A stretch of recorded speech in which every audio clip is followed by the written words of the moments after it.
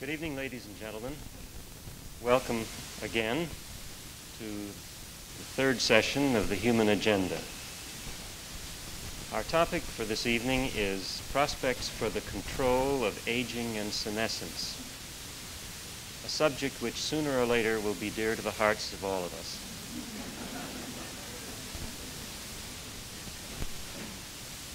Today, 1/4 of the human beings who have ever attained the age of 65 are living.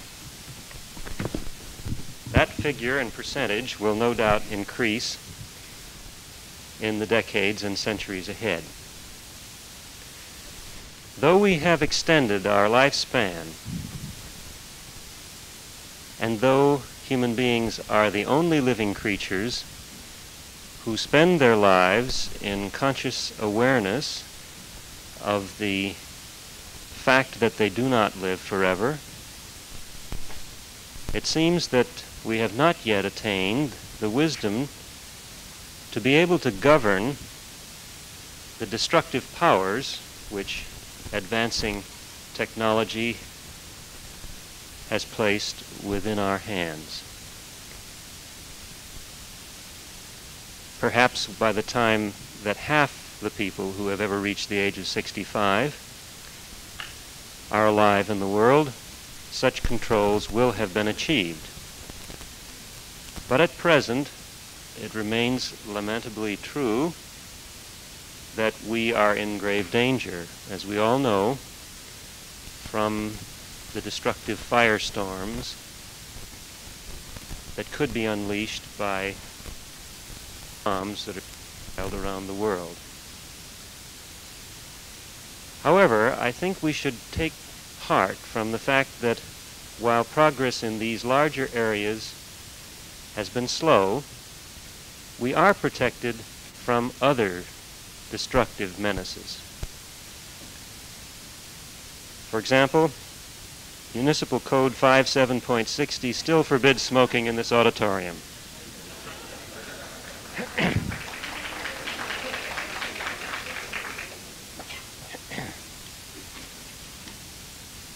Our first speaker this evening, Dr. Harry Sobel, is a professor in the School of Public Health at UCLA. He has devoted his illustrious research career to problems of aging and senescence, and as you will hear shortly, he is an intrepid adventurer through these pages of the Human Agenda. He received his bachelor's degree from Temple University, his master's from the University of Pennsylvania, and his PhD from McGill University. His 105 publications in the field of aging, atherosclerosis, connective tissue disease, and so on, have been the occasion for his double award by the SIBA Foundation, and he is known as one of the founders of the Committee for Advanced Science Training. Dr. Sobel will present to us some of the lore that has accumulated on problems of aging and senescence in the past, together with the considerable and exciting fruits of his own research. It gives me great pleasure to present Dr. Harry Sobel.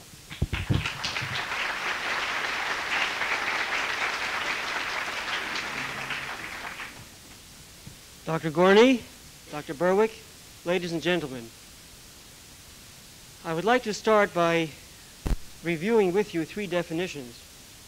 The first is the term geriatrics. This has to do with the treatment of aged persons, and I will not answer any questions on this subject. Gerontology has to do with the study or the science of aging, and this is my field of interest. There's another word that is not used very frequently, and yet most persons confuse gerontology with this, and that is the term necrology, which is the study of death. Now, the causes of death and the causes of aging are not one and the same, although there is an overlap. And this distinction is very important. There are certain changes that take place with time that are a consequence simply of the passage of time, and while they eventually increase the probability of death. They are not basically death in themselves. In all of these lectures that you will hear in this series, you will hear some rather exciting predictions, some of them rather wild.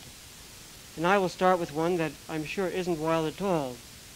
I'm very certain that within the not too distant future, one of my colleagues will announce that he has expanded the lifespan of the rat by 3-fold. Now this is very exciting. I'd like to make a comment about this, however. In order for this to happen, the animals that are involved here are very carefully guarded, and it is seen to it that no extraneous stimuli enter the cage. If there's a bully around, this bully is removed so that one rat doesn't have to interact with the bully. The temperature is held just so. The food is just so. In fact, if there's any variation in diet, someone worries about it, and so on. And the rat simply is alive, and this is very interesting. What I'm getting at is that there has to be more to the extension of life than just being alive. And I make this very strongly now, that any work that one carries out with regard to life extension must take into account, when one is dealing with man himself. And the simple act of keeping man alive for the sake of keeping him alive is not what many of us have in mind. Now, Dr. Gorney, in the first lecture, said to you that everything that man wants to undertake is possible, and this is true. I can right off the bat give you an example of control of aging and senescence that would be very easy to achieve now. In fact, we know a great deal about it and how to achieve this. Consider the fact that when an individual gets to be 65, he has really doubled his life expectancy over what it was not too long ago. By age 65, he has raised his children. They are on their way. They have their own families. And in fact, he may be in the way. And it would be a very nice situation under certain circumstances if at the age of 65, everyone very quickly disappeared from the scene. And this can be achieved with what we know today very readily. There are many advantages to this. Taxes would go down. You wouldn't have to worry about retirement, Medicare, and so on and so on. There would be a reduction of burden on the offspring, and you wouldn't have to save for your old age. No, really, there are many, many advantages to this concept. And you may laugh, but the fact is that for certain political economies, this may be the thing for them. It may very well be that the inability to deal with this problem may be one of the reasons that some of these nations who are coming out may have such a hard time of it, because they have to drain their resources for these older persons. So you see, there is this point of view too, and this is one form of control.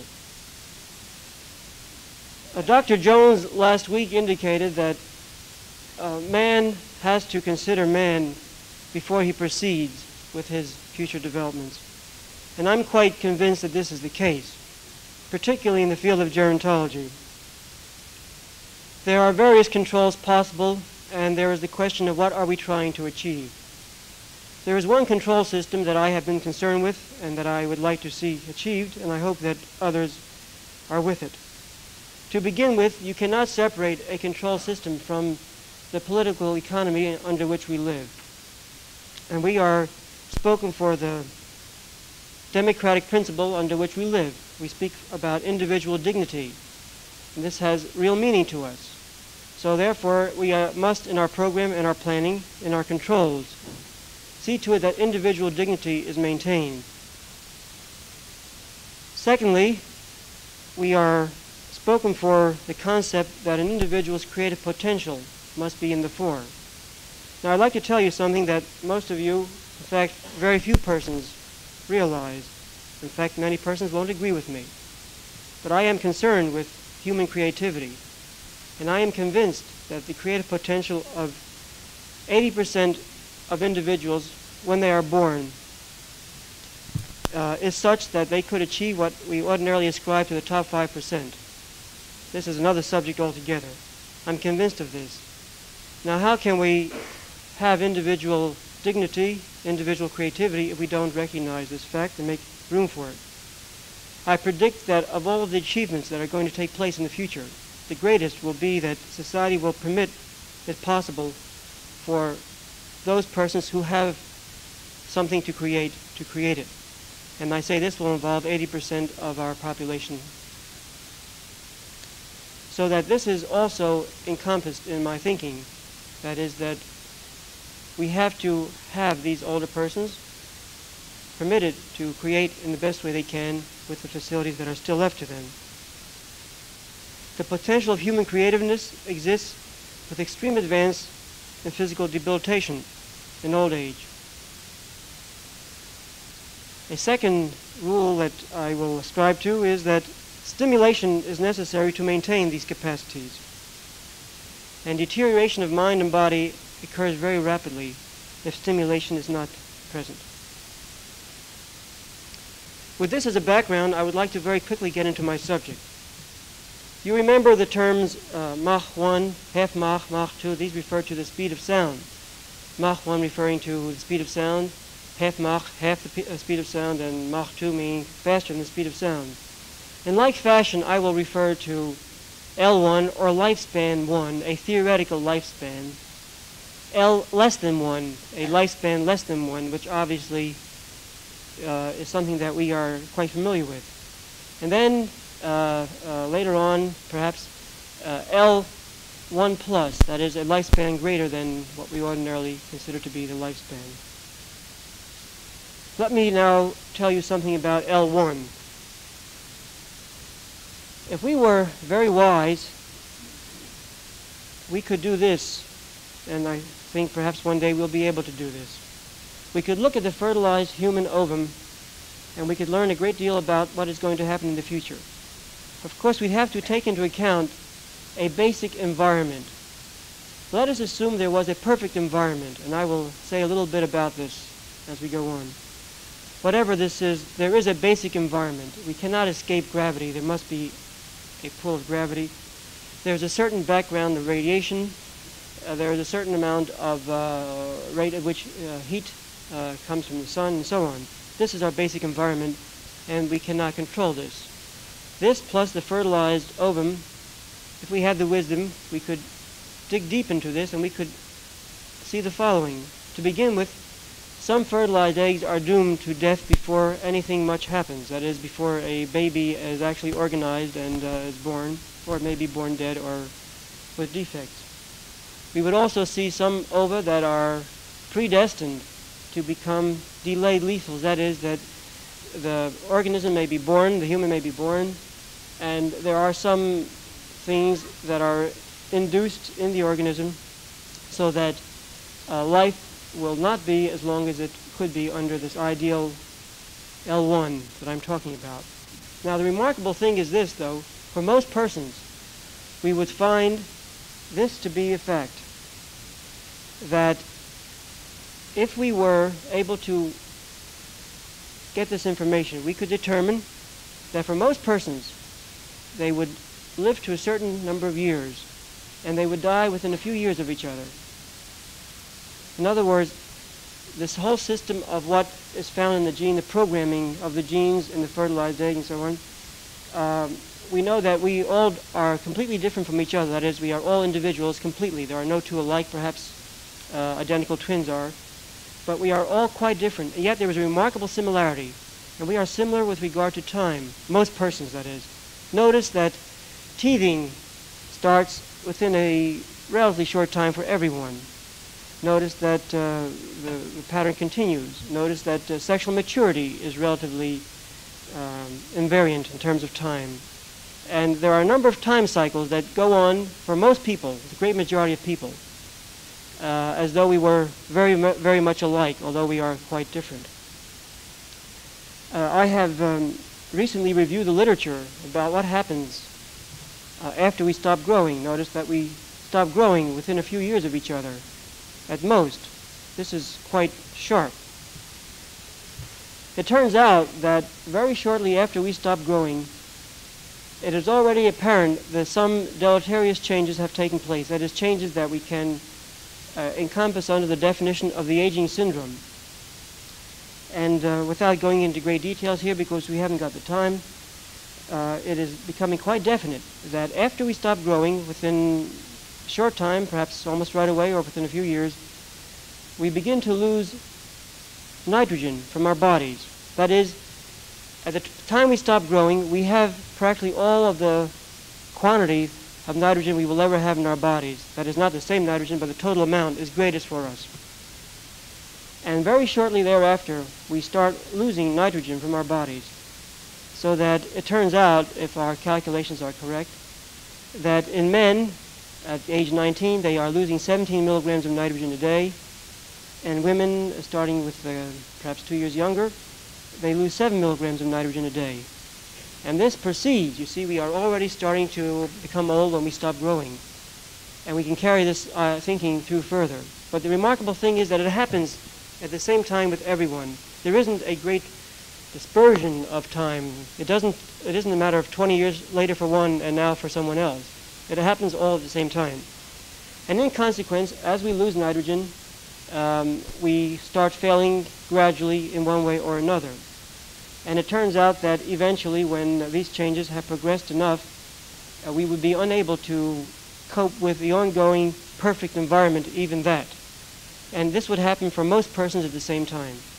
Now, you will say, well, when is this time? Now, this is really a thing that I'd like to know, which implies how long could one live to if everything was perfect? Well, I'm often asked this figure, and I will not really commit myself. I know that you have read about people living to be 160 and 140 and so on. None of these data have been authenticated. The man that I respect most in this field, who will state only one figure that he has authenticated, this is 112 years of age. He thinks that no other figure above this has ever been authenticated. Well, be as that may, in any event, we can assume that the theoretical termination period, L1, is within a few years of some figure of this type. Again, I cannot commit myself to this. We don't really have all the data, and many people are very gullible in accepting fantastic figures where there is no proof. So, so much for L1. If you remember now what I told you, this meant a theoretical lifespan. And what I'm saying is that if we had a perfect environment, most people could expect to live within a few years, give or take a few years, of L1. Now, as you know, we don't have this happening to us. Everyone, practically everyone, will die at a period of less than L1. We therefore have to deal with a real environment. Now, why is it? I'm emphasizing the environment a great deal. I have mentioned one thing, by the way, that you may ask about. Haven't you heard that if your parents are long-lived, this is a guarantee that you will be long-lived, and therefore is there not something wrong with what I've said? As a matter of fact, the evidence is now beginning to accrue that this is not correct, this statement about parental longevity and so on. It may have to do with factors of habits that individuals exposed to, but the intrinsic fact of a genetic difference in longevity being transmitted to offspring, this idea is beginning to fail, and evidence is beginning to accrue, which indicates that this is not true. In other words, while there are long-lived families, it is not basically due to a genetic situation that these people are so long-lived. It is for other reasons. Now, it is true, of course, that individuals are born with a susceptibility to their environment. This is another story.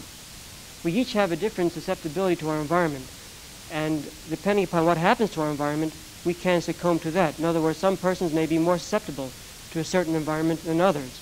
This is another matter, but it is not based upon a programmed situation with regard to what happens when the egg is fertilized. In other words, if certain things didn't happen to certain people, they would live just as long. Now, I come to the real environment. Now, what is the real environment? The fact is that the real environment is there from the moment the egg is fertilized. You already have a problem about where the fertilized egg lands in the uterus. If it is not properly placed, if it is off a little bit, oxygenation may not be complete. It may not be perfect, and some things may happen. There are all kinds of things that happen in the uterus. There are emotions the mother goes through that it reflects upon the fetus. There are drugs the mother takes. There are the mother's hormones, and so on and so on. And then after the child is born, of course, there's also the struggle of being born. And after the child is born, there are innumerable factors that the child is exposed to in the environment, in the food, in the things he hears, in the concepts and things he is taught, in the radiation he's exposed to over and above the basal type of radiation we're talking about, in the various artifacts that come into his life, in driving on the freeway, in smoking, inhaling the smoke of others, by the way, which is also a factor as one of the variables, in drinking alcohol and so on. These are parts of the environment. And I am quite convinced that our future expectancy in prolonging life will be, in large measure, a battle with our environment. We are creating a more and more difficult environment as we go along. As our way of life becomes more complex, our environment becomes more difficult. And this problem of learning to live with our ever increasingly complex environment is going to become more and more and more important. Now, what about environment? What is this all about? Well, to begin with, we are exposed to these factors, and they leave their scars on us. They modify the time sequence of events. They modify the intensity of events. They leave irreversible changes. Now, you're all familiar with what happens when you cut yourself and there's an infection and finally a scar is left. This is an irreversible change. This is a very obvious change. Of course, if an individual lost a limb, this is an obvious irreversible change. Some changes are very overt. You can see them. You know they're there. But there are innumerable changes that you cannot detect. You don't even know they're there. There are leftovers from past infections. Let's say the case of the measles, for example. We've all had it, and they've left their scars. The measles leaves a lot of scars in a sense, and this eventually contributes to knocking us off, you might say, and I'll say a little more about that. So that as a consequence of all of these things that we are exposed to, for example, during our lifetime we we accrue 20 metals that increase progressively in our bodies with passage of time. They can't be doing us much good. To name some of them, lead and nickel and so on and so on and so. These accrue in our bodies. We are exposed to these things. So we have irreversible residues of past events. We therefore have this concept of the accrual of residues. And the accrual of residues leads to life shortening from this L1 state. Now this is what accounts for the wide range of death age. In other words, it is the effects of all of these residues that we have been exposed to that accounts for the tremendous range of death age. Now some are very obvious. When a person dies of infection, we know why he died. The fact is that no one has ever been recorded of having died of old age. I'm sure you've heard about this, and this is a fact. There are no autopsies, to my knowledge, where you can find nothing wrong with a person that you couldn't say, well, he died of this or that. Now, there may be some extreme cases which are great rarities, but all in all, everyone dies of something, and these are due to things that happen to us. And they are due to things that we are exposed to that we happen to be genetically susceptible to. Now, this is different from what I said before. I said before that if we were not exposed to some of these things, we might be genetically susceptible. But if we were not exposed to them, it wouldn't matter. But we are exposed to them. We are exposed to the diets that we cannot properly handle, and so on and so on. Some persons are more prone to this than others. Now, I haven't gone into anything about the theory of aging or why these residues will cause premature death. I will say a little more about this later on.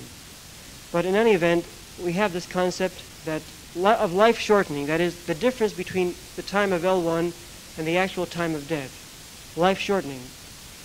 as a result of accrual of residues. Now let me bring up some interesting aspects of this idea of life shortening. We have very significant concepts about the value and the dignity of the human body. If someone is injured and he loses a finger, there's compensation for this. If he loses a limb, there's compensation for this. If he loses his life, there's compensation for this. But we haven't yet learned to recognize this concept of life shortening. And we are going to be faced with this. And this problem is going to raise a lot of legal problems, among others, and sociological problems in the future. For example, let us say that a mother has a child who she knows has the measles. And knowing this, she permits another child to come in contact with her own child. This child gets the measles, and the measles happens to be a serious condition, although we don't ordinarily recognize it to be so. It can be immediately serious, and there could be a number of residues left over. Suppose one day it were possible to measure the degree of life shortening. Suppose we could determine that because an individual had the measles, that their life expectancy was reduced by 6 months. Are we going to develop the concept of partial murder? In other words, is the mother now to be held liable for the fact that this other child has had his life shortened by 6 months? You see, this is a new concept. We haven't had anything like this before, the liability for life shortening. I don't know how we're going to handle this in the future, but I'm throwing this out for people who are interested in matters of law and so on. There are numerous other examples where people are exposed to situations which, on a probability basis, will result in life shortening. What is the obligation? Does anyone have to pay for this? Is anyone responsible for this? If life has dignity, if life has meaning, yes, that's true. And this might carry on further for creativity. We ordinarily are rather sorry if someone who is creative dies, but we're not too concerned about the fact that something happened to him that caused him to die, and therefore his creativity was lost. And we have no legal recognition of any situation that causes loss of creativity. But one day we will have to take this into account. So these residues accrue and result in life shortening. They impinge upon the ordinary time-dependent factors and accelerate them. And this acceleration in turn causes other diseases, which in turn accelerate the process that becomes irreversible and self-accelerating. Then there are other disease processes that develop that in turn obviously can interfere with the functioning of the organism. I wanted to very definitely emphasize this concept of life shortening and to make it very clear then that this is going to be one of our biggest problems in the future if we want to control aging, which means we have to control our environment, and we have to start controlling our environment very, very early at the time when the ovum is fertilized.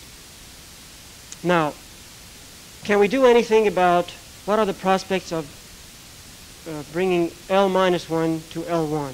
In other words, what are the prospects for at least bringing mankind to a situation where he can expect to live to L1? Now, in the immediate future, I will say this, that as far as medical science is concerned, with the developments going on today, we can expect that nearly everyone will be able to anticipate living to between 80 and 85. This would be an ordinary expectation. It isn't yet today. Many people, of course, do reach this, but it will be an ordinary expectation. The limitation, again, will be environmental. There is an interesting aspect of this, by the way. You are all aware of the fact that women outlive men by 5 or 6 years today. If one goes over all of the developments taking place in medicine today, I'm afraid that the predictions are that, as far as I can tell, that the odds are again in favor of the women. That is, the medical developments seem to favor the women. And I do expect that in time, this 5 or 6 year difference may become 10 or 12 years. And this is something that may have a profound influence on our way of life and all the complications that would come with this. Well, let's, however, go back to the general situation of trying to bring L minus less than 1 up to L1. I've indicated that one of the most important things will be the matter of controlling environment. I don't have to go into this in any further depth.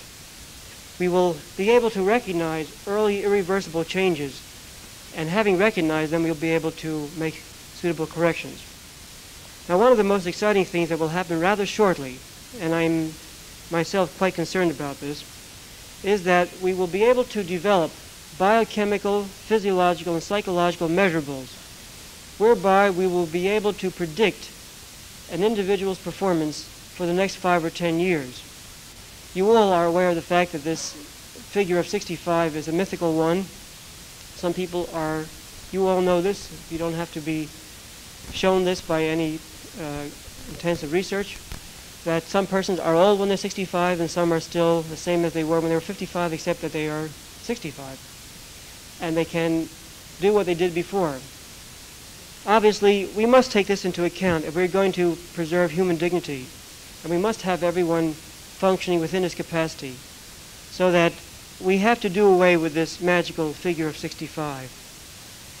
And these sets of measurements that will be possible before long will make it make this possible. We will be able to prognosticate what an individual will be able to do over the next 5 or 10 years, and as a consequence, he will be able to better plan his life, and he will be able better to cope with his environment. He will know what to do. And furthermore, it will be a strong argument in terms of enforced retirement for individuals who don't wish to retire. This is another story which involves a discussion which is quite lengthy and separate of what we are talking about today. Secondly, we will develop techniques for maintaining an individual's capacity through the use of physiological and psychological stimulants. That is, I don't mean chemical stimulants, I mean stimulants through activity. Now, the older individual shows the following traits. If he has had a skill and he goes away from the skill for a short time, he finds, much to his amazement, that what he could do very easily a short time ago, he no longer can do. And it is therefore necessary for an older person to maintain the stimulus of doing a physical job or doing a physical or a mental job in order to continue to be able to do this job well. And we will then develop techniques for best retaining this ability to stimulate both mentally and physically. Furthermore, we recognize the fact that we cannot start thinking about aging when it is already there, when we are already 65. We have to plan for this a long time in advance, and we have to start being educated for it when we are still children. We have to be able to comprehend the meaningfulness of old age, the place in society, and we have to institute an education program that goes back to childhood in the schools, preparing people for what they should do when they get older so that it will be a useful life. As a matter of fact, this is going to come anyway. With what is happening today technologically, it is very obvious that persons are going to have to change their careers as much as 3 times. And it means that as one career fades out, they're going to have to be able to retain the ability to pick up another career and then a third career, so that the skill of learning to maintain one's abilities will be trained very early, and it will be useful not only for keeping up and retaining careers, but also for keeping one alert and useful in old age. Then, of course, you will hear more about this in the subsequent lectures. There are going to be daring surgical and medical techniques that are going to make things that seemed impossible today possible. And you will hear more about them as time goes on in these lectures. You have already read about some of them. There's some very exciting things going on even today with mechanical hearts and so on. Remember that as far as man is concerned, if you can keep his brain functioning and alert and identified as an individual, you have the individual. And You see, the individual is geared around his brain now. It used to be around his body, but the brain is becoming very, very important. And maintaining the brain is going to be the most important thing for the human. Now, let me come to what I will call now L1 plus, that is, extending life beyond the theoretical lifespan. Yes, there are possibilities in this direction. To begin with, let me say that there are two basic theories of aging. One group of theories has to do with the fact that certain changes take place in the cells, and that is, they say that fundamentally aging is due to the fact that these changes take place in the cells, and this is what causes the limitation of life. There are two types of cells. There are cells that are replaceable and cells that are irreplaceable. For example, the brain cells are irreplaceable. We have, when we are born, virtually all the brain cells we are ever going to have, and if we lose any, that is it. We have all the heart cells that we are ever going to have when we are born, and if we lose any, that is it. So that it is the loss of irreplaceable cells that are man's basic problem. And there are individuals that will defend the theories that there are changes that take place in these cells. There are molecules that form that are inept, molecules that can't do their job, molecules that boggle up the works so that the other molecules can do their work. There is another set of theories that says that, well, there may be changes taking place in the cells, but most of the changes that affect them are those that come from without. All the cells in the body are entrapped in a connective tissue prison. That is, there are no cells that are completely independent. They depend upon a connective tissue prison to get all the nutrients and oxygen to them. And some of us believe that vast changes take place in the connective tissue with age, and as a consequence of this, it becomes more and more difficult for the cells to receive oxygen and receive the nourishment. I am one of those who is quite concerned with the part of the body outside of the cells. And in fact, some years ago, I did propose this theory that the accumulation of collagen, which is a substance you know best as gelatin. When you cook up collagen, it becomes gelatin, and you know gelatin. Collagen is a fibrous constituent that is in the connective tissue, and it is responsible for the toughness of tough meat, for example. This accumulates with age, and many changes take place in the collagen as it ages, and it becomes stiffer and more rigid. Then the connective tissue consists of a second part, the ground substance constituents, that is, it's the gel in which the fibers lie. And as many as 10 changes take place in this ground substance of connective tissue with age.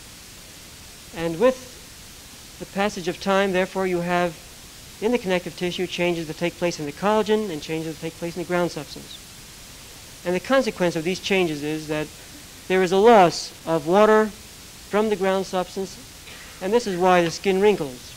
There is a loss of a substance called hyaluronic acid, for example, and this is why skin wrinkles. There is a stiffness of the collagen, and so on.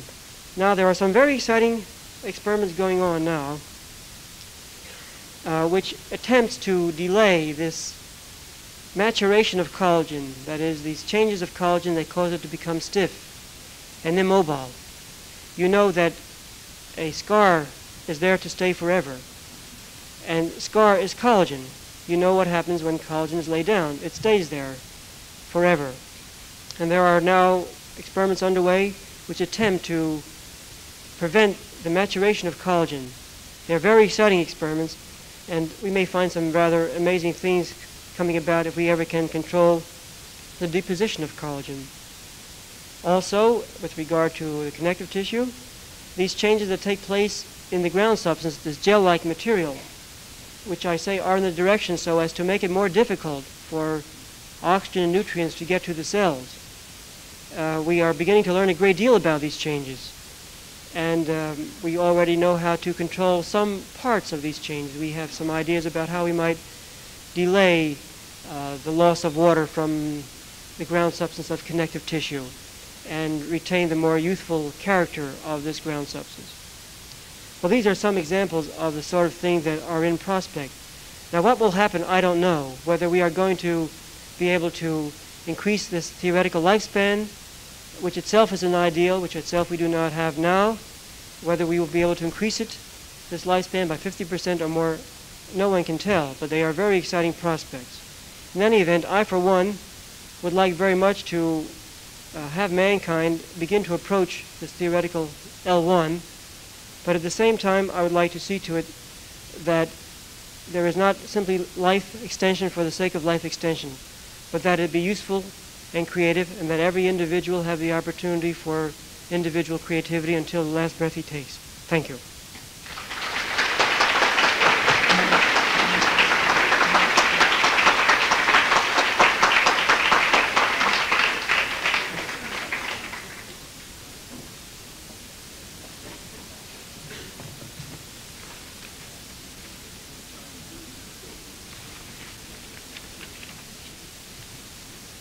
I know that Dr. Sobel has many, many other things that he can tell us about, some of which may be elicited during our subsequent question period. All of you have shown, I would say, a maximum degree in past sessions of intrepid courage at facing the possibilities of solidifying your collagen through our long sessions. I assure you that you'll be rewarded in time by Dr. Sobel's answers and more remotely by his research. Now we are fortunate in having as our respondent this evening a man known to many of you as the scintillating moderator of Channel 28's excellent series, Speculation, Professor Keith Berwick of the Department of History. Professor Berwick was himself the chairman of the Committee on Faculty Lectures a few years ago and moderated a series on the uses of leisure, which some of you may recall. It was as a consequence of my experience in observing his facility in such matters that I decided then, if the occasion ever offered, I would press him into service as a speaker rather than as a moderator. And I take it as a singular bit of good fortune that when he now appears as a speaker, as he has many times before, it's in this Human Agenda series. Professor Berwick received his bachelor's degree from Syracuse University, his master's and doctorate degrees in American history at the University of Chicago. He is the author, among other things, of The Federal Age, America in the Process of Becoming, and has produced articles and reviews for the leading journals in his field. It's a great pleasure to present to you now Professor Keith Berwick.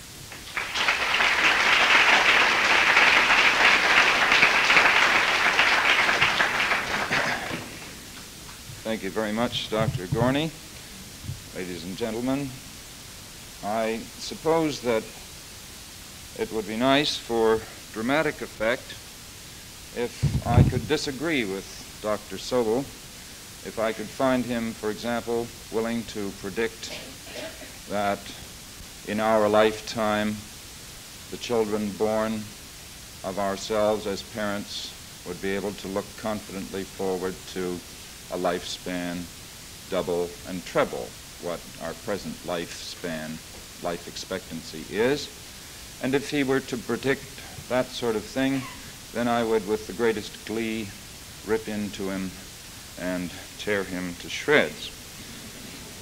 But he's unwilling to do that, and I am totally in sympathy with his concern for the necessity for mental stimulation and physical stimulation to keep the body alive, truly alive, humanistically alive, until the last of its days on Earth. And it will be obvious, I think, to all of us, even to the most casual students of American history and of history generally, that in talking of aging and senescence and the control of these and of dramatic advances, we're talking not, as in some other areas of this series, about merely theoretical advances, We're talking about an area in which there have been the most striking advances, I would say, the most striking advances in medical history.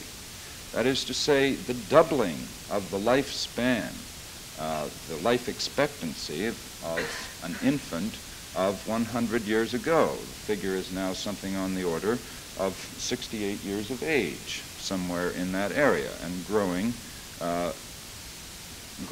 at least so far as we're aware, at a rate of something like what is the figure, Harry? 1.2 years every decade, something of that sort at the present rate. We have, of course, the extraordinary fact, then, of a decline in mortality rates in American society. We're all aware that in the great century of immigration from the War of 1812 to the First World War, the nation's population rose by some 35 million, attributable to immigration alone. But the nation's population trebled and quadrupled in that period through advances in public health and in diet, the striking advances which brought about, in particular, the decline in infant mortality and the lengthening of the lifespan. And we're, of course, in general familiar with the fact that our population is therefore bulging at both ends. That is, we're becoming a younger nation even as we become an older nation. And at the present, we have something like 8.5% of the total population over age 65, something on the order of 13 or 14 million of the population, according to the 1950 census, which is not very recent, as compared with a mere 4% of the population which was over age 65, that is some 3 million of the population in the year 1900. And we're aware that we are becoming, in point of fact, an older nation. The median age of Americans has reached 35 in the 1960 census. Now, this is simply to summarize what we're all familiar with, the fact of lengthening of the lifespan. But then there is an equally striking and, I think, depressing set of observations with which we are, or at least should be, equally familiar. And that is the fact that as we increase the proportion of our population over age 55, over age 65, as we become an older nation with a richer and larger store of old people, we trivialize age. We denigrate age. We do not look to age as a repository of wisdom or of human values, or indeed of anything that is relevant to the experience of the nation at large. It is in our society that such idioms as old fogey have come into common use. It is in our society that we think of the old people as people to be farmed out to pastures which glory in the euphemistic names leisure world, and so on and so on.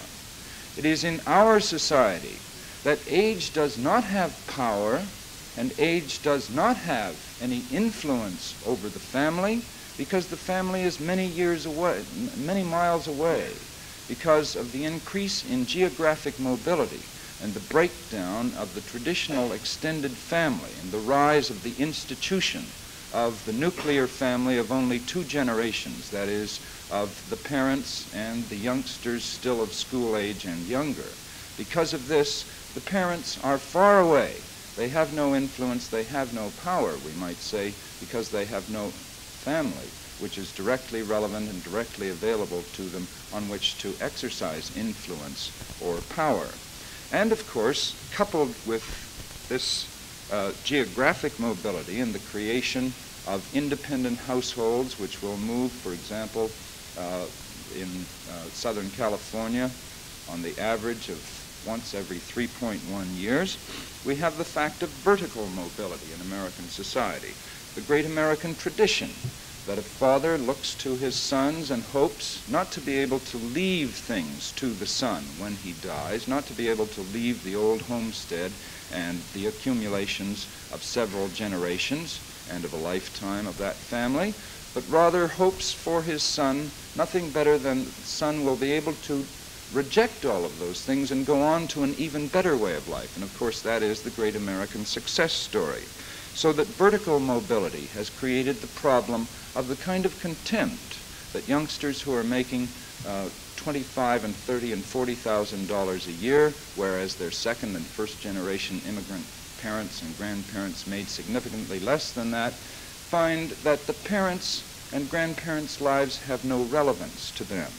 We have also, and I've hinted at this, the fact of the more than usual rejection of parents in American society through the phenomenon of immigration and assimilation to American circumstances, in which the second generation found itself caught up in a psychic crisis in which it lived one kind of life outside the home and another kind of life, and indeed spoke another kind of language within the home. Well, these and other similar aspects of the American experience, I think, help explain the fact of the trivialization of age and of the break between the generations, which has created this paradox and this dilemma for American society, that we are creating a whole enormous population of human vegetables who, given the accelerating pace of change in American society, seems to give them no place except a kind of euphemistic paradise, which Dr. Sobel could talk to with some professional skill and knowledge, leads to vegetation and leads to a kind of euthanasia caught up in these euphemisms. Now, one could go on elaborating on this kind of thing. One could go on elaborating on the phenomenon of Bardottism, or we might just as well call it Lolitaism, and the great triumphs of cosmetology in American society, which make it possible for us to create the illusion of youth. The cult of youth, of course, is of enormous importance here, because in the place of Shakespeare's Seven Ages of Man, in which you had a very fine notion of order and degree from infancy on to senescence, in which there was a set of responsibilities and obligations and privileges given to each age in its turn. In place of that, we have substituted two ages in American society. The first might be taken as infancy and senescence, which tend to be the same thing in the minds of most of us. And the second age is the age of youth, which begins at about age 4 or 5 and lasts as long as you can keep up the masquerade. So we have the phenomenon of older people trying aggressively to act like superannuated adolescents, and recognizing that they have to do this far distant from their children because they don't want to get in their children's and their grandchildren's way. The great anxiety and the great concern in American society, and we take great pride in it, with old age pensions and with Social Security, can, I think, be interpreted without undue pessimism or cynicism as a testimony to a kind of overcompensation in American society. The guilt-ridden parents who do not wish to take on the burden of supporting the grandparents, and who therefore are perfectly willing to vote for these remarkable advances in the creation of human vegetables. Now, this ties in also, of course, with the peculiar American set of attitudes toward death. Now, we're familiar with the fact that television, for example, is a repository of a great deal of lore, of death. But is it death of the kind that comes toward the end of a normal lifespan, that is statistically? No, it is violent death. It is death that occurs prematurely. It is death in war. It is death on the highways. It is that kind of death that we're familiar with because we can purge ourselves of that kind of death relatively quickly. But in point of fact, most of Americans' concern for the twilight years of senior citizens, the golden age and all the rest of it, can, I think, again, without undue cynicism, be regarded as a flight from the reality of death. Because here, of course, we pioneered the enlightened doctrines of forest lawn and eternal foreverness, whatever that may be. And of course, the great preoccupation, the abiding preoccupation of Americans, insofar as they concern themselves with death at all, is with the problem of dying too soon. Now, I suggest to you that given the realities that I've been crudely and sort of episodically referring to, given the realities of American society, this is a misplaced concern. We need not be concerned with dying too soon. I think the much more profound concern would be that we might live too long. This is a much greater and a much deeper fear, I should think, for any thinking person, given the realities of American society today. Now, it would seem to me that this will lead remorselessly to two propositions, two alternatives for us. I think that we should take entirely seriously Dr. Sobel's proposition that euthanasia at the age at which a person has to retire voluntarily, arbitrarily, the point at which a person has to retire from living to become something less than a real living organism, at this point, a person might well be done in. This, I think, would be more humane than present practices. The only alternative to that, it would seem to me, is the kind of thing that Dr. Sobel himself is pioneering, education for the dignity of death and the dignity of old age, education for relevance to a society. And I can't, for the life of me, see much ground for optimism in American society today. The tendencies are all in the other direction. At this point, I think I shall stop and turn the program back to Dr. Gorney.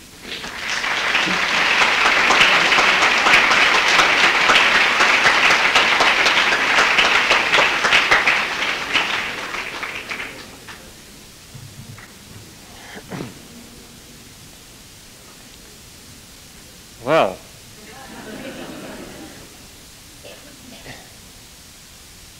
now we have broken with tradition as a progressively aging series and population should be expected to do once in a while, in having shortened the length of our official presentations.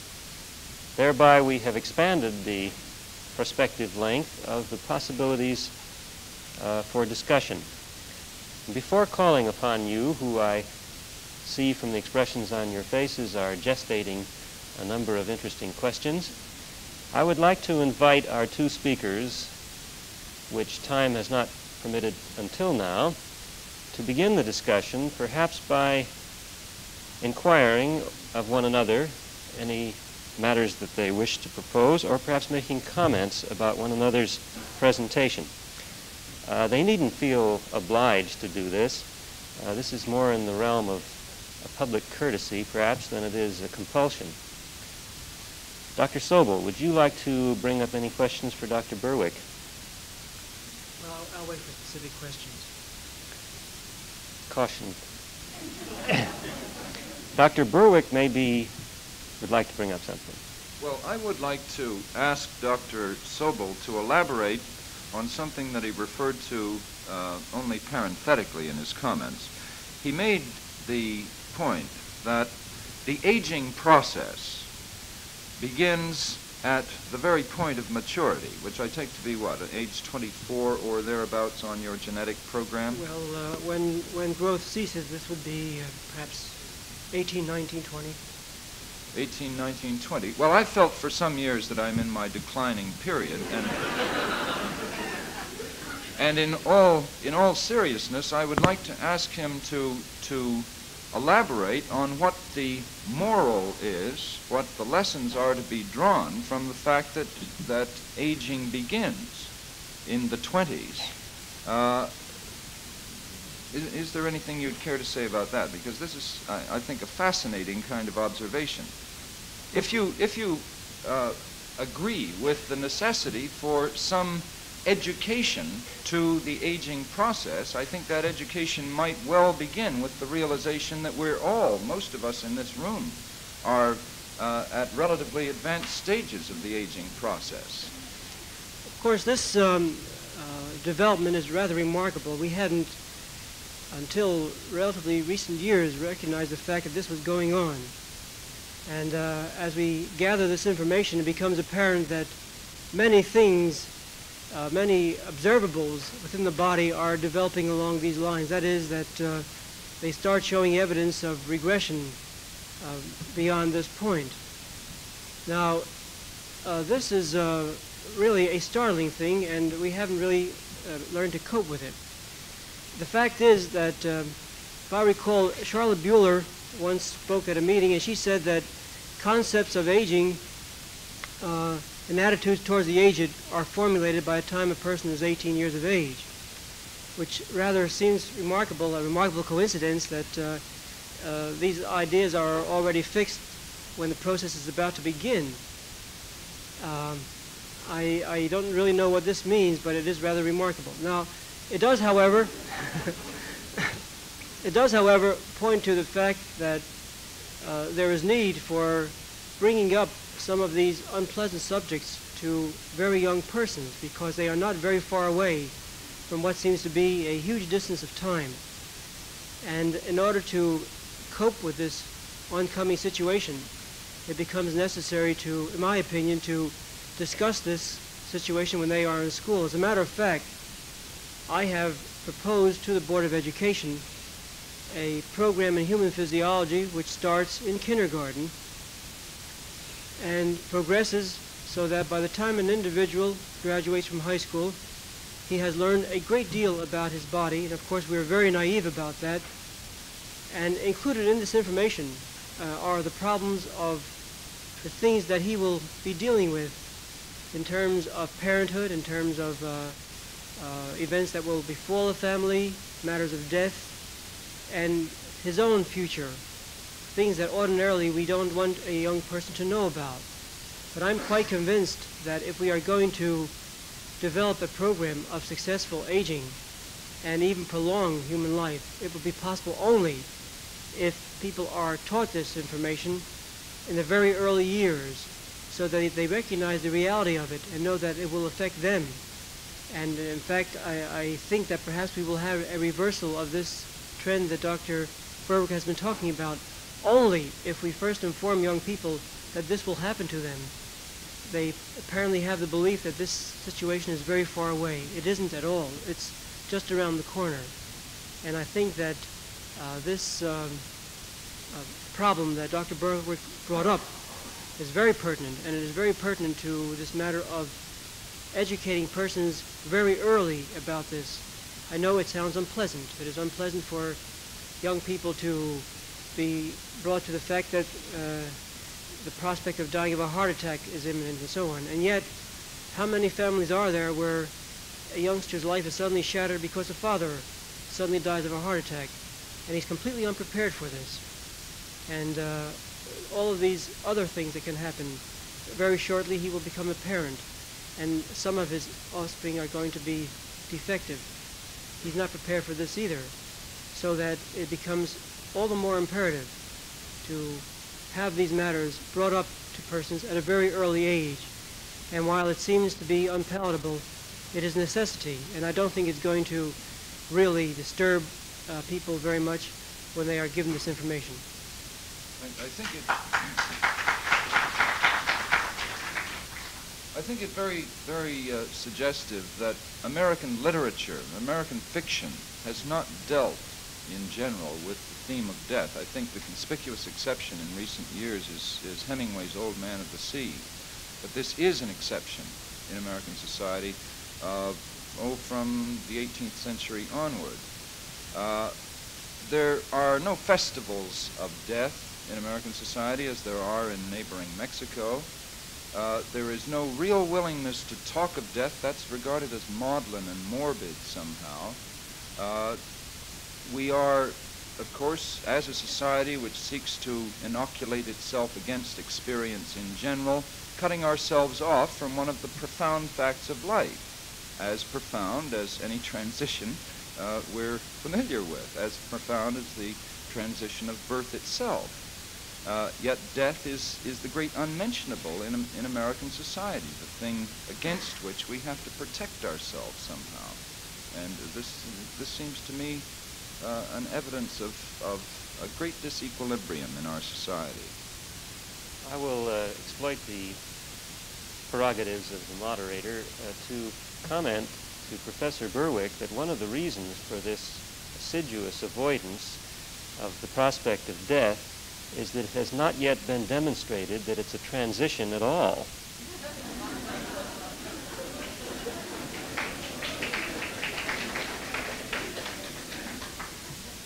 Now, I will also further propose to him a question. George Bernard Shaw felt that an appropriate lifespan might be 300 years. Such is my confidence in Dr. Sobel's modest but inexorable progress that I am sure that within a reasonable amount of time, maybe 2 or 3 generations, we should be able at least substantially to lengthen L1. The plus will become increasingly plus. Now let's suppose, Professor Berwick, that you are one of the social scientists who is faced with the prospect of deciding how shall we establish the machinery for deciding the dying time. Last week, Professor Jones suggested to us a schema, which I think was a useful model, for the control of scientific investigation. He proposed a 3-level type program, and I would like to hear some speculation from you as a student of American history, and that includes American government, of what machinery might we establish that might guarantee to each individual the maximum degree of creativity that Dr. Sobel and all of us would like to see him achieve, and might guarantee to the community that he would be nipped in the bud when he gets beyond that favorable point.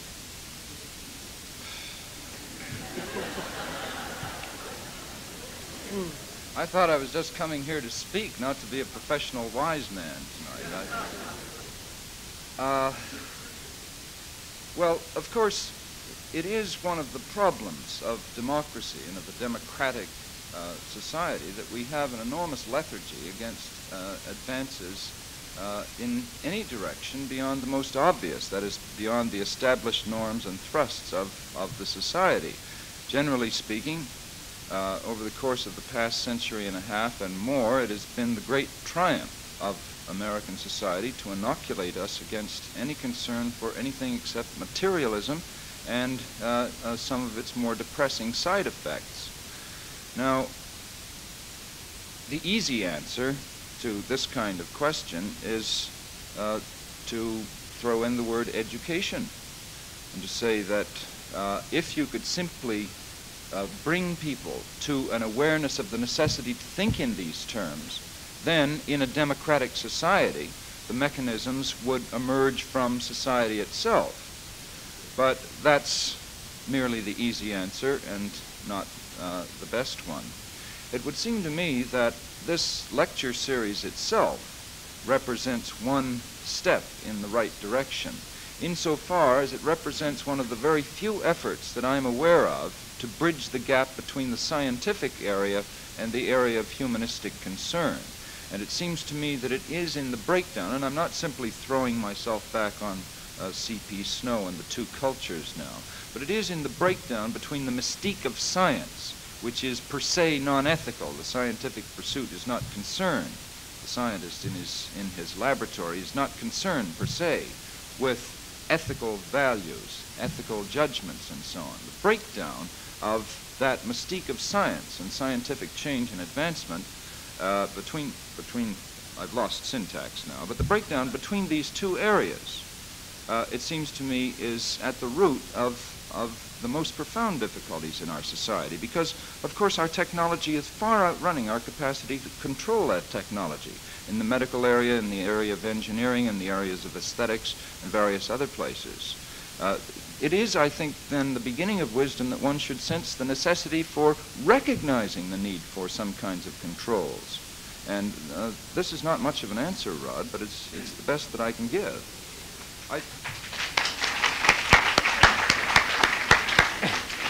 I think Professor Berwick may later this evening surprise himself. any case, it's better to lose syntax than nitrogen, apparently.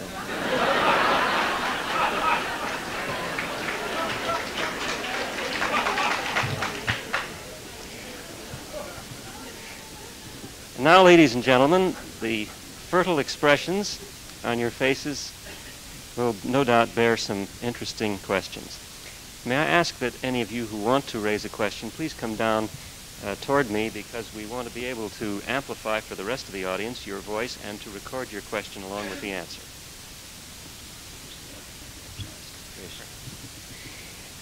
Could Dr. Sobel perhaps say a few words about the non-replaceable brain cells, which may be the most valuable part of an aging person, and socially speaking, possibly are capable of being protected against pathology? As I indicated earlier, as far as man is concerned, his two most vulnerable organs are the heart and the brain. And these pertain to organs that have cells that are irreplaceable when they are lost. We have virtually the same number of cells, that is, we are born with all the cells we're ever going to have. And if we lose any, we are in difficulty. Now, obviously, if we are going to do anything about this problem, we have to learn how to protect these cells and keep them alive. Now, you consider how remarkable a thing it is anyway that these cells do remain alive for the lifetime of the individual. This is very, very remarkable when you think about it. Now, you consider trees that are reputedly long-lived, say 4,000 years of age. Their cells don't live that long. They have cells that are replaced. That is, cells die, new cells are formed. And the whole colony may be 3,000 or 4,000 years old. But there are no cells within that long-lived tree that is that old. But in the brain, the cells that remain are there for the lifetime of the individual. So that obviously one of the keys to the control of aging will be to maintain these cells. Now, I've indicated there are some changes that take place in the cells that are very recognizable. Certain pigments accumulate. It is well known. As a matter of fact, you can look at brain cells and you can estimate how old they are by the amount of a certain pigment that is present. The big argument is, however, whether or not this pigment does any harm to the cells, and whether it is a result of something going on in the cell itself or a result of something that went on outside the cell and caused injury to the cell. Now, from my own point of view, as I've indicated, I am concerned with the environment of the cell and my belief that the changes that take place in this environment with time are such as to make it more difficult for oxygen and nutrients to get to the cells. And I think, therefore, from this point of view, there is a prospect of control, because obviously if there was some way that you could assure the proper amount of oxygen getting to the brain cells at the proper time and the proper amount of nutrients getting to the brain cells at the proper time, you might be able to prevent the loss of these irreplaceable cells. And this is a matter that I'm greatly concerned with as one of the proponents of the extracellular theory. And there are many real possibilities in this direction. They will not be long in being tested, so that I can only say that I think that many surprises may be in store. There is one very interesting thing, though, that is very important. You cannot expect something that is there to be undone, something that is done to be undone. We have to prevent it from happening.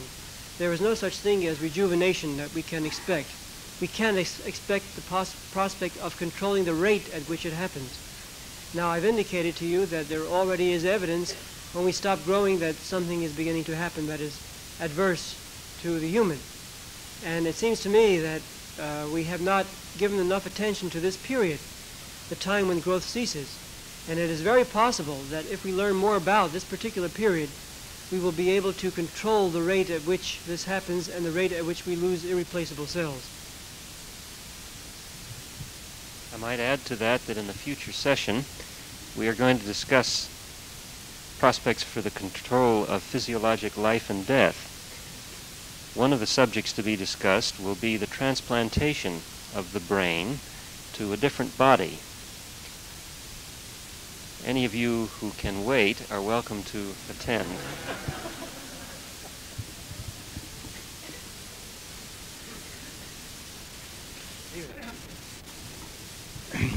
It would seem to me pertinent that the speakers discuss what we individuals here and now can do to alter our environments and our reactions to our environments so as to increase our prospects of reaching L1. Dr. Sobel has mentioned nutrition. Isn't there room for a great deal of improvement there? You mentioned disease. Is not the other side of that coin that perhaps we are taking too many pills? I think it unquestioned that we must remove the poisons from our environment, but what can we do about it now?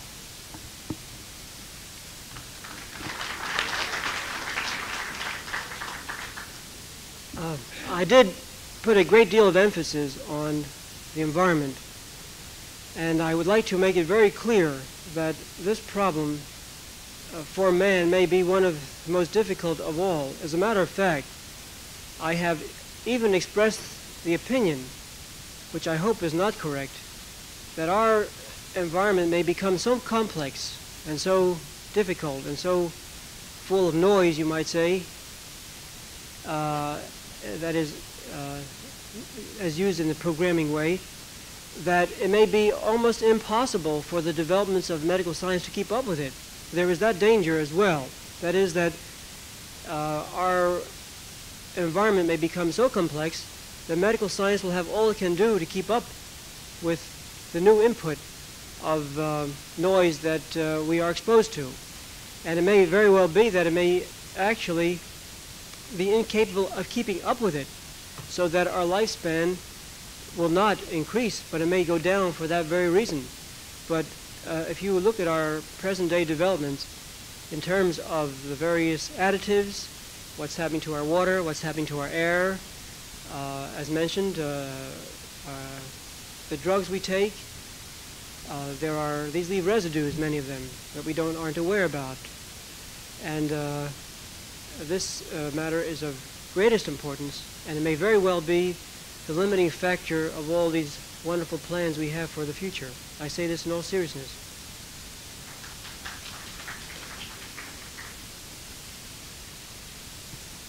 I don't know how to use this, but I would like to pose the other side of the coin in a purely scientific spirit. I think from both our speakers tonight, we infer that citizens who retire to leisure world are something less than perfect. Have statistics been taken? Are they available? How are these people adjusting? Are they satisfied? Are they happy? Do they have to be productive? I have. Well, I'll answer that one too, but I thought you might want to say something about No, I don't have the answer to this question, but I've heard Dr. Sobel speak very interestingly about his theories and about some practical knowledge that he and his colleagues now have concerning the appropriate kind of stimulus and the appropriate kind of social environment and physical environment for people beyond retirement age. And I would really like to hear you talk about it. I'd like to, that's a very good question. I'd like to make a comment about that. I will say categorically that I am opposed to the leisure world type of situation in this sense. I'm opposed to an individual blindly going into it without having all the facts before he enters. I think that every retirement type situation is all right for somebody, but it isn't all right for everybody. And before any individual goes into the situation, there must be some situation, some system, some device for determining whether this is satisfactory for him. Now, some individuals, when they are retiring, are perfectly as capable as they were the year before, the day before they retired. And if they found themselves capable of dealing with their own problems by themselves, they should continue to do so. Because if these challenges are removed from them, they will soon find that they are incapable of doing what they could do before, and very rapidly. Now, this is a fact. For some people, the act of simply going shopping every Saturday is something that keeps them going. And by removing this from them, you are taking something away. So in making a comment about these housing situations, I am not deprecating them in toto. I am deprecating the idea that people go into them without a knowledge that this is a good thing for them as individuals, that there is no way of telling them, or they are not informed that this is not good for everyone. It is good for certain ones, and I doubt if there is any situation that is not good for someone. This is what the problem is. And you may recall these the battery of tests that I mentioned to you, which will be forthcoming before too long. Through these battery of tests, I think another virtue will be that it will be possible for an individual to ask the question, based upon these tests, what do you think I should do next? Where should I live? What would be best for me? And I think these tests would be useful also in this way.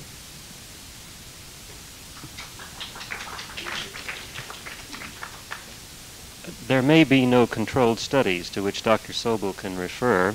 There are none to which I can refer either. But on a clinical basis, I would like to append to Dr. Sobel's answer the commonly observed fact that people who retire to the leisure world and give up previously productive patterns frequently suffer as a consequence of doing that. Now, there may be many others who don't, but that is a commonly observed phenomenon. Next question.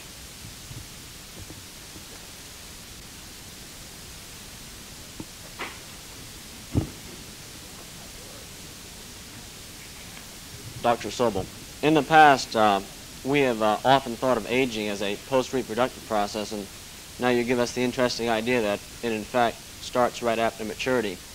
Well, when we talk about evolution and natural selection, we generally talk about a reproductive process, and therefore many people felt that aging was not at all selected for or part of the evolutionary process. With what you have said, would you comment on aging in terms of evolution?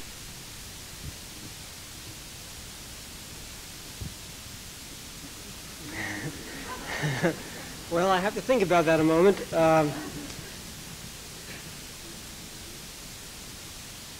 Well, I must say this, that when you speak of aging, you have to make a distinction between aging per se, as it occurs in most of the other animals of the animal kingdom, and human aging, because human aging has certain implications that are not present with other animals. For example, you don't have to be too concerned about the failure of intellect in an aging cat. The important thing for an aging cat is that if she has to fend for herself, that she will start to have a more difficult time in catching mice when she cannot run as fast. And the criteria of aging, evolution-wise, you might say, is related to the needs of the organism. Now, in the past, I say it has been mainly devoted to search for food. And you might say that the aging syndrome begins in other organisms when it becomes more difficult for this animal to seek his food. In the case of man, our problem is quite different. We have the problem of the intellect, the failing intellect, and the possibility of using the intellect that remains. So in a sense, evolution has played a very, does come into this picture in terms of the concept of what aging is, because aging is there only when you see that something is missing. In other words, the aging syndrome representing a failure of the organism from its prime state shows up in various ways. Now, it is not important if an individual does not have to fend for something that is there for him. The fact that his potential is diminished is not important. But on the other hand, if he has to fend for food, then it becomes important. So I say that it means one thing to the lower animals, it means another thing to man. And in man, the problem of the failing intellect is perhaps the most serious. And in the case of the lower forms, this is not important at all. I can't imagine a rat being concerned over the fact that his intellect is failing.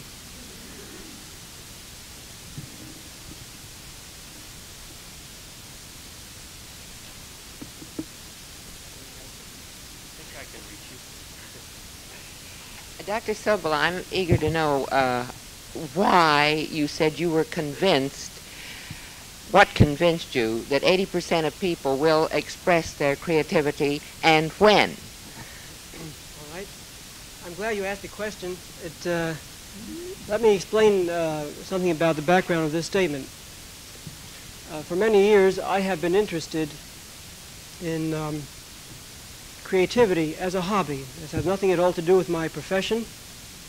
And in fact, just 10 years ago, I organized a program, as Dr. Gorney mentioned, where we seek out very brilliant youngsters in high school and put them into research laboratories for the summer. And I, at the time, used the word gifted for these students.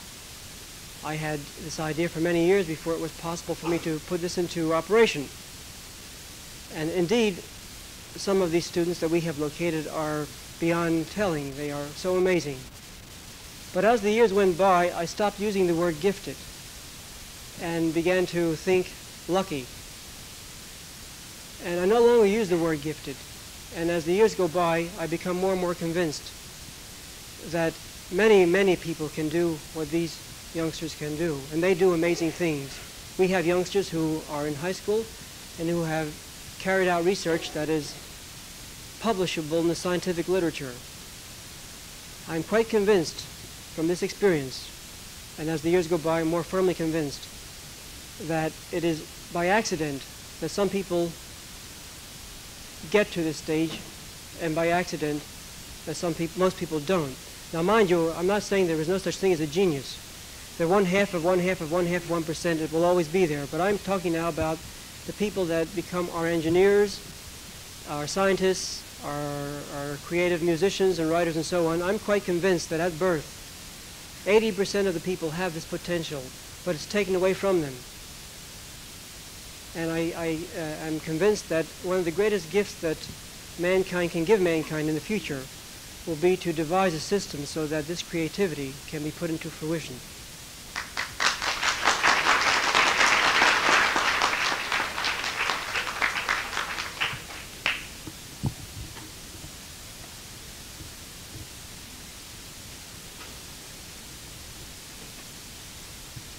Dr. Sobel, as far as life extension goes, is it possible that it will be discovered that the plan or program for life is contained in the genes, the DNA and so on, so that some extremely startling discoveries are possible in the future as far as life extension?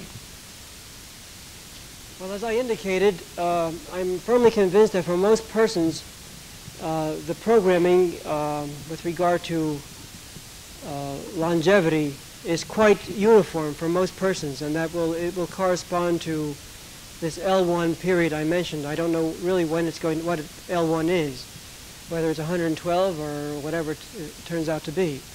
I'm quite convinced that in spite of the fact that there are long-lived families and short-lived families, looking over the evidence, that this is deceptive, and that most persons, except for those who have some defects and some proclivities that are definitely going to cut them short, that genetically we are able to achieve this. In other words, that most persons genetically, when the ovum is fertilized, have the potential of living up to this L1 period, but that just as our ability to create is taken from us by various factors, so our ability to achieve L1 is also taken by other factors in our environment. And I do not believe anymore, as I used to believe myself from the data, that some individuals were genetically programmed to live longer than others. This is true. It is true that some are genetically programmed to live for a shorter time than others, but most persons will live within a few years of each other. I'm firmly convinced of that, and this is a complete reversal of my own original thinking. I'd like to point out that Professor Berwick has had some time now to age a little since his previous responses, and I will welcome a question that will tap his newfound resources.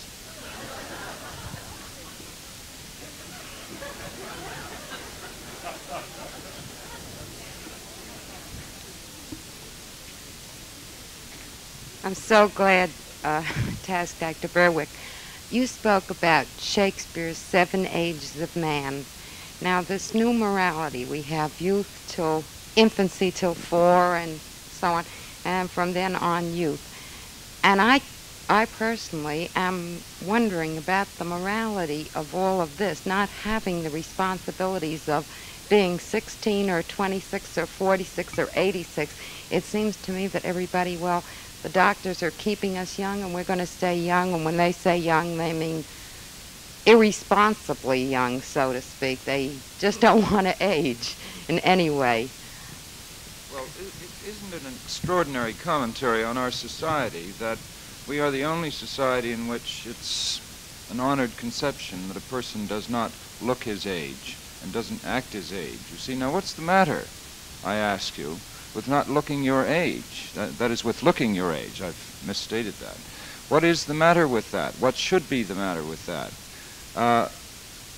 What are we to think of a society in which you have the paradox of the young seeking to emulate the old, even as the old are seeking to emulate the young? What are we to think of a society in which children increasingly seek to set themselves off from parents by creating their little in-groups of one kind and another, their private codes of language and of behavior, only to discover to their dismay that they are setting a trend for their parents in this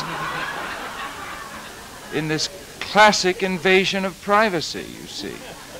So that this becomes a kind of accelerating proposition in itself, in which the children seek ever more esoteric and flamboyant ways of defining themselves as a generation.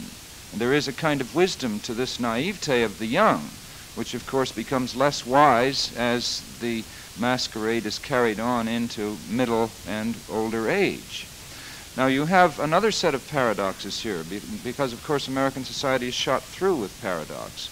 You have the phenomenon that whereas, well, let us look back to the age of Cromwell. Cromwell thought of himself as old and wrote of himself as a doddering individual when he was 43 years of age, which happens to be the age at which John F. Kennedy became the youngest president in the history of the United States. We have the paradox that now we have pushed middle age on to about the mid-50s, or perhaps later than that, and then it's all right to become a senior citizen, which makes everybody else a junior citizen, I suppose, in preparation. Even at the time when the gates of Leisure World and other retirement communities are open to you as a senior citizen at age 55. There's a lot of complicated thinking and a lot of confused thinking about this. It would seem to me that the beginning of wisdom in any society in which the homogenizing tendencies have gone on, the tendencies to the breaking down of traditional distinctions of order and degree in matters of age, in matters of the distinction between work and play, and in a variety of other human activities. The beginning of wisdom would be to recognize the necessity for some sense of order and degree, some sense of how one should go about acting one's age, for example. What kind of behavior is appropriate physically, mentally, you see.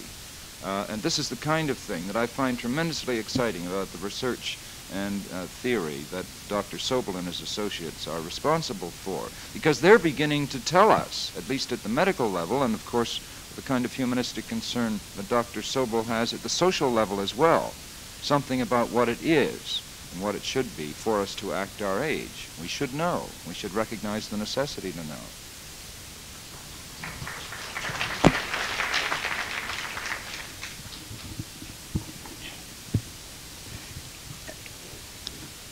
I'd like to divert the atmosphere here a bit and tell you what I'm thinking about as I sit here.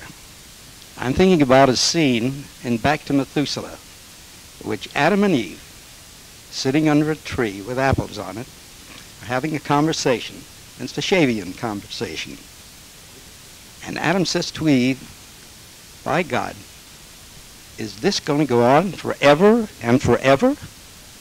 Are we going to have this paradise? There's nothing but good feeling, good eating, good living. It is the most boring thing in the world. Is there no escape? And the very thought of it is frightening. And so as I sit here listening to how we can extend a few more years of slip discs and arthritic knees, and I appreciate this lecture very much, I'm just wondering whether there isn't an apple tree missing in between these two gentlemen.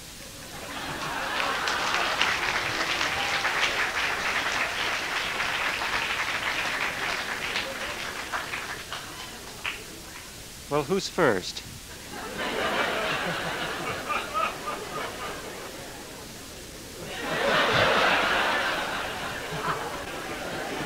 Well, I think that one thing that was missing from this conversation, of course, is this. We've been talking about extending life, lifespan, and it's well enough to talk about it if you haven't got arthritis, if you haven't got a slip disc, if you haven't got osteoporosis and everything that an older person has to cope with. And it is true that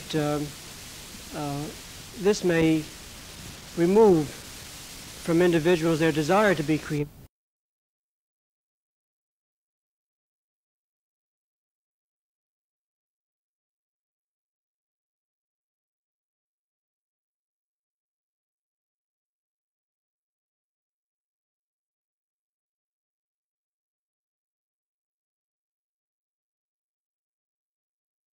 Proceed with the various developments early enough, many of the things that happen to us will be delayed and controllable. And this question, while it was said in humor, is a very pertinent and a very good one.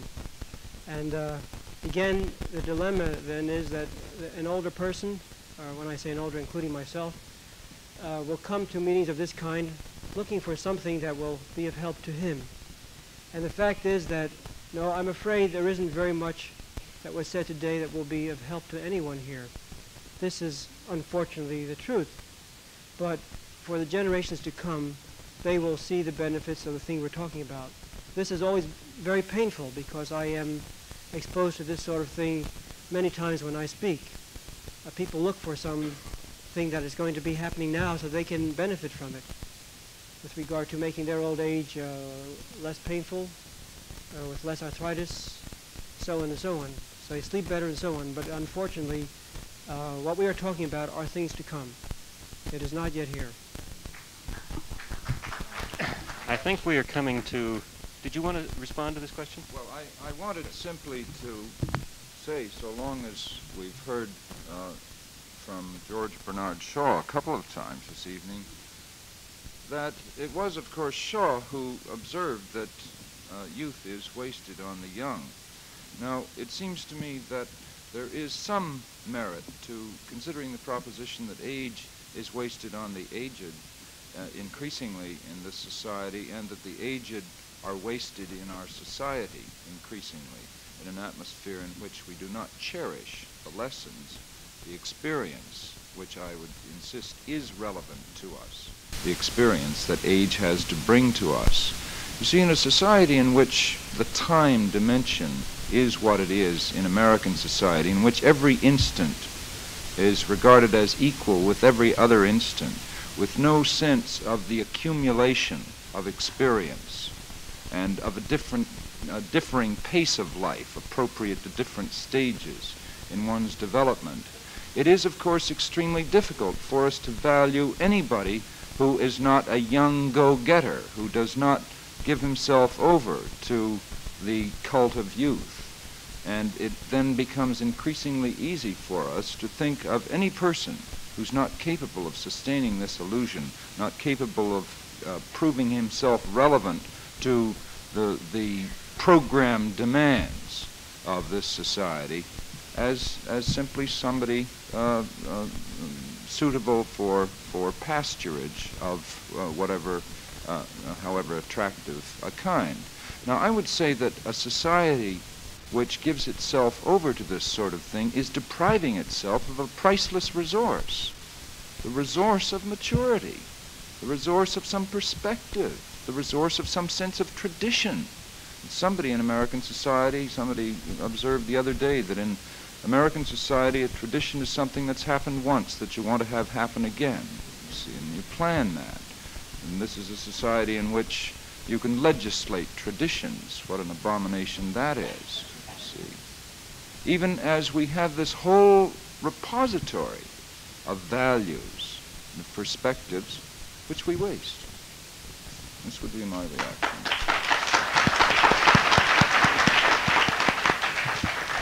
I think we should take 2 more questions. Gentleman here.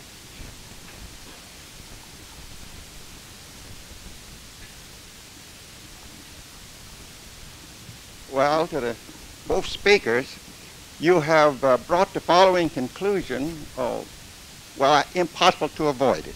You want to stimulate the old people to enjoy life, and all I have to do is to remind you that the younger generation have a great advantage. They are taken and taught all the latest things in science and philosophy and education in general, where the older generation has to get along with what they learned 40 years before. Now, that's a terrible disadvantage. So I suggest you open a college for everyone past 65, or at least school. And as an extra stimulus, I think you should offer $10,000 to everyone who gets a PhD after you're 65, because I need the money.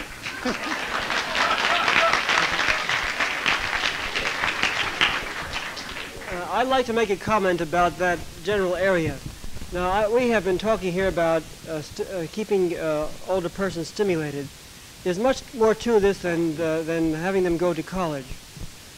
This idea is a very profound one, because it's one thing for the AG to say, okay, I'm willing to be stimulated, I'm willing to learn, but they won't let me. They won't let me learn, and if I learn something, they won't let me use it.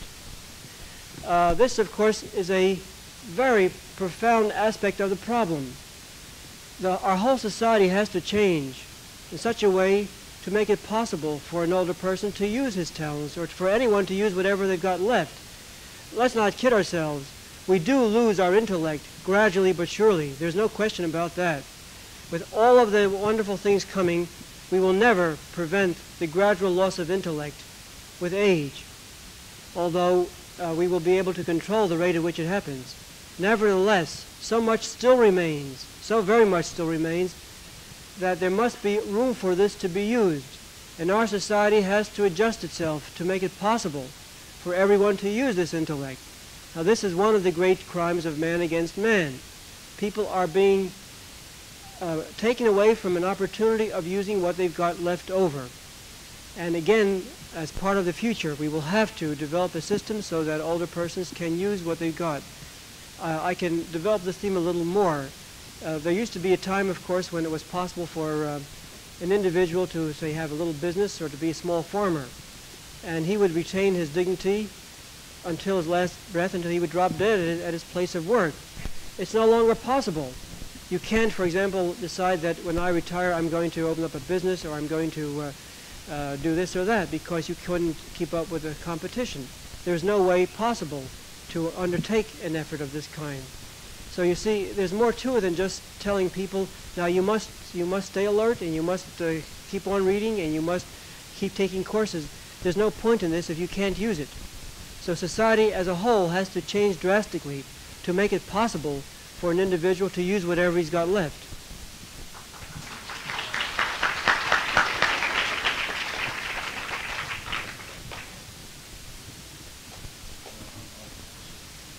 All right. Professor Sobel made the interesting comment that about 80% of the people born had creative potential. I happen to be a teacher also, and I recognize that a great deal of creative potential is lost.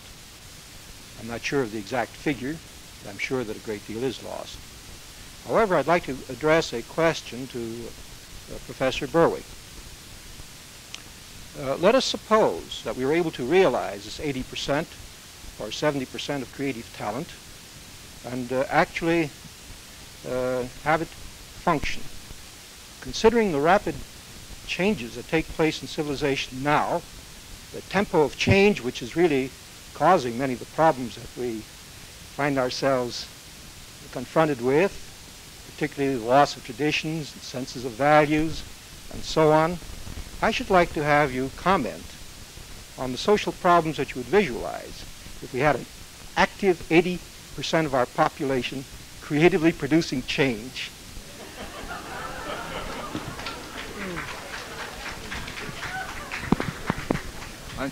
There's a certain pattern to this evening that is amusing me.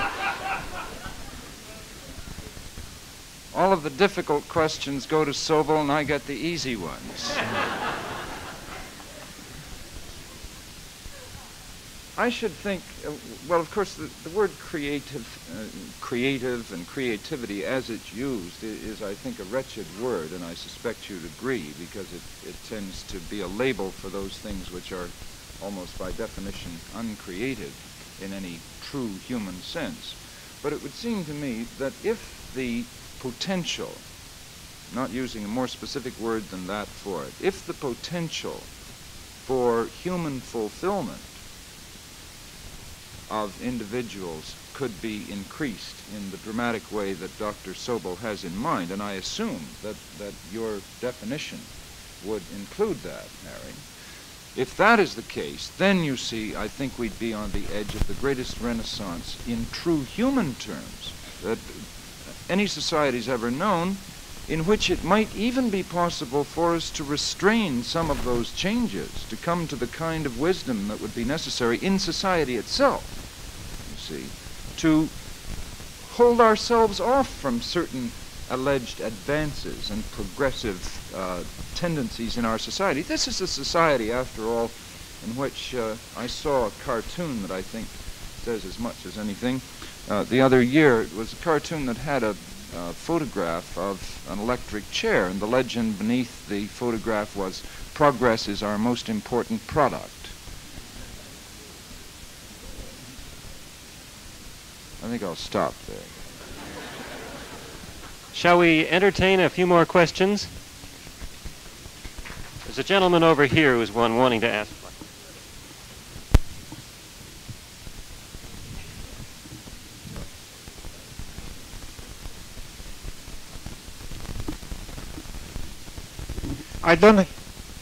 I don't have a question, but I want to make a remark on Dr. Sobel, who was so humble, who stated we didn't learn too much tonight.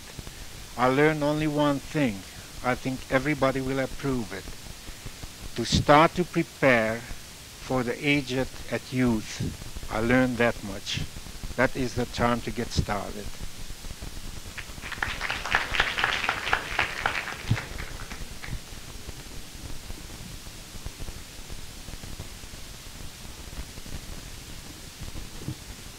Professor Berwick mentioned the dimension of time.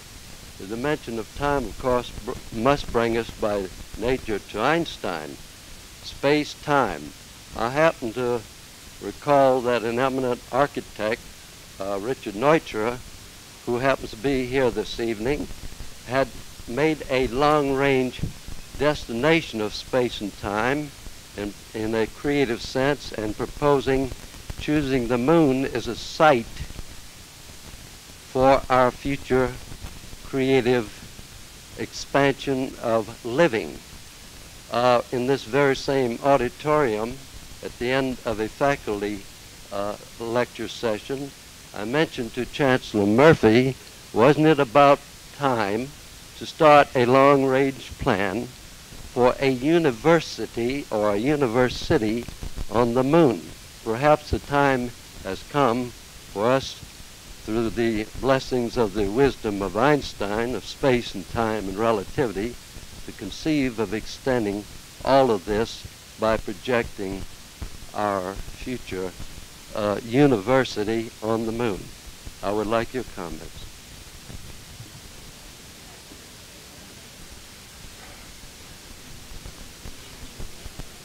I would like to defer the creation of that university until the 80% figure is reached.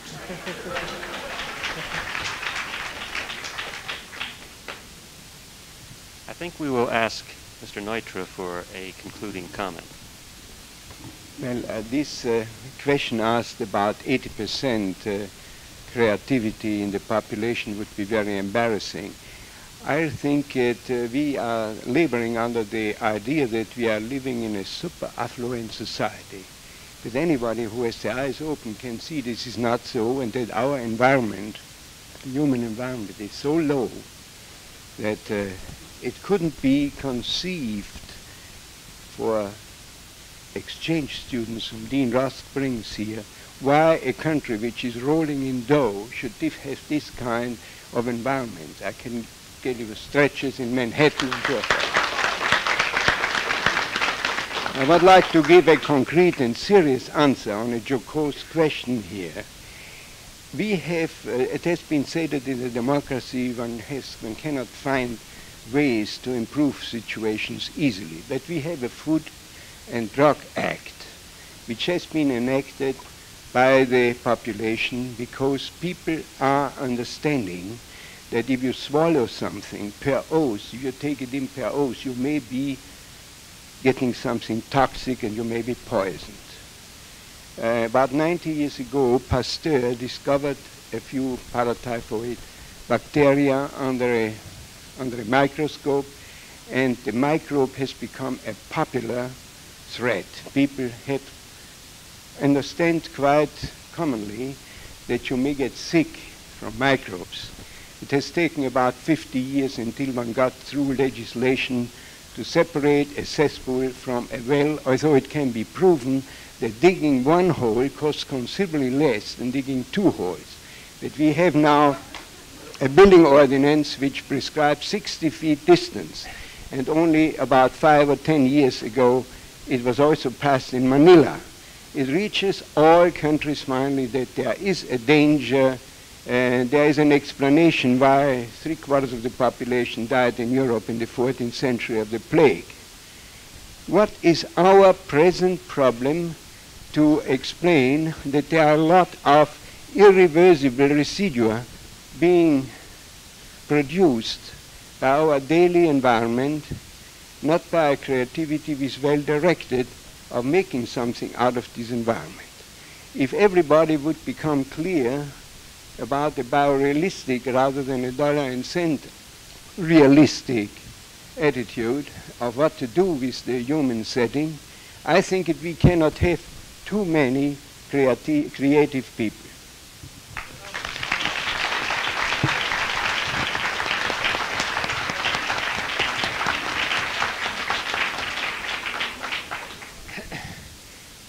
On that cheerful and really intrepid note, I will draw our proceedings for this evening to a close. I would like to thank both of our speakers and again all of you for your active participation, and to remind you that we have another session next Monday of the Human Agenda, which will consider prospects for control of the mind and interpersonal relations.